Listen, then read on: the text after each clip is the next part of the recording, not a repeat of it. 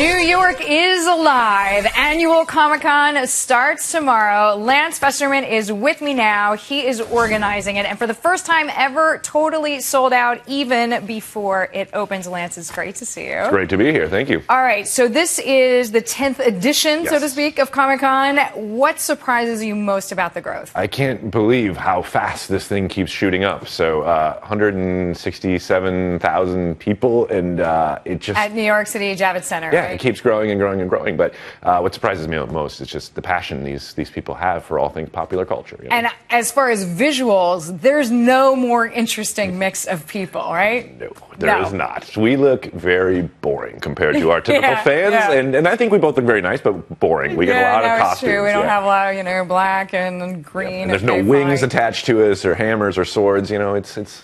So what is, and I know a lot of Hollywood people, George Clooney was there last year. Who's going to be a guest this year, or one of the guests? Because I know there's a lot. Yeah, there's a lot. We've actually got about 60 different television programs that will premiere or show footage or bring cast. So probably the biggest is The Walking Dead. So the entire cast, we're actually doing a huge thing at Madison Square Garden, rented out the arena.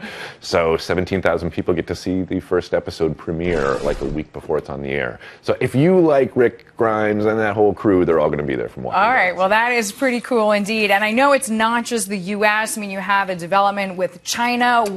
How are you seeing this whole international appetite grow? All right, this is going to sound very touchy-feely, but what's cool is geeks are kind of the same all over the world, whether you're in China or Russia or Brazil. Yeah, we have our little costumes, literally and figuratively. So ReedPOP, which is the company I run, we spent a lot of time this year growing globally. So we launched an event in Shanghai. Next year, we'll launch a show in Beijing. We have Comic-Cons in India, Australia, Indonesia, Singapore that we run all over the world. So the language of geek is universal. All right, the language may be universal, but I'm sure some themes are more popular in some countries. So give me U.S. versus China. Right. So China, the costume play is a little bit more subdued and a lot more focused, of course, on Asian characters. So they do a wonderful job of dressing up in costumes, but I don't always know who they're dressed up as. Okay, so that's our secret. You look great. Yeah. Who are you? Who are you? So what else? All right, you talked about The Walking Dead. What else is going to be part of this year that you haven't seen before, you haven't done before? Yeah, I think expansion. That's kind of the story. So there's a wonderful theater in Manhattan called the Hammerstein Ballroom. You might know it. So all week we'll actually take out the Hammerstein Ballroom and do crazy amounts of content and programming in there.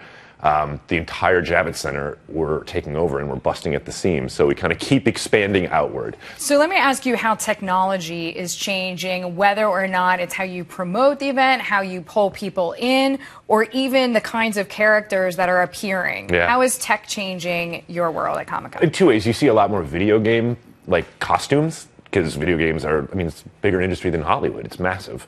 The other way it actually is interesting, just from an organizer's perspective, is we use RFID technology to actually control the masses of people. Yeah, because there's huge crowds. Yeah, and so we have people tap in and tap out using their RFID technology. It also allows us to know at any given time how many people are actually in the building, because it's tough to count 80,000, 90,000 people at a time. All right, Lance, I know this is a huge undertaking for you. It's fun for everybody else. It is work for you. All right, what's the one fun thing or person you're going to make sure you see? I have a bit of a problem with Legos, and I'm okay to say it. I'm obsessed with Legos. So I'm obsessing about getting to the Lego booth, buying their exclusive stuff, and they're actually going to make a big announcement at the show about a new product. All right. So, yeah. Very exciting. Glad you get your kicks, too. Lance Fensterman joining me there, and he is the Senior Global VP, ReedPOP. Thanks for joining us.